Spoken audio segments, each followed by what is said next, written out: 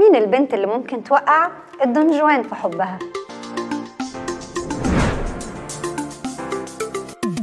الدون جوان زي ما حير البنات معاه حير العلماء كمان. علماء النفس قالوا ان الدون جوان راجل بيستمتع بعلاقاته النسائيه الكتير وبيتباهى بيها وبيتباهى كمان بقدراته الخاصه، وعمره ما بيبقى عنده احساس بالذنب ناحيه اي بنت بتتعلق بيه. لكن علماء الاجتماع بقى كان ليهم راي تاني قاسي عليهم حبتين. قالوا ان الدون جوان ده شخص فاضي جدا من جواه، بيحاول يملى الفضا ده بانه يبهر البنات حواليه بشكله الخارجي او بتقله، او يدعي يعني انه مثقف وجامد وكده. هتلاقيه بياخد اكتر ما بيدي، وطبعا بيظهر جدعنه في الاول، بس وقت الجد بيخلع وبيبقى معجب بنفسه جدا، والموضوع بيكبر وبيقلب معاه لعقده الدون جوان. علماء الاجتماع بقى بيقولوا ان عاده البنات اللي بتنبهر بيه بيكونوا مراهقين، وان اي بنت عندها نضوج عاطفي اكيد هتهرب منه، وبرغم كل البنات اللي بيقصد يكونوا حواليه هو اخر واحد ممكن يرتبط، ولو اتجوز فمش بيتجوز غير اللي بترفضه، اصل ما ينفعش بنت تقول له لا. والدون جوان نوعين، النوع الوسيم اللي بيظهر له عيونه وغمازاته وعضلاته مبهر كده، يا النوع التاني اللي مش وسيم قوي ولكنه جريء ومقدام وشجاع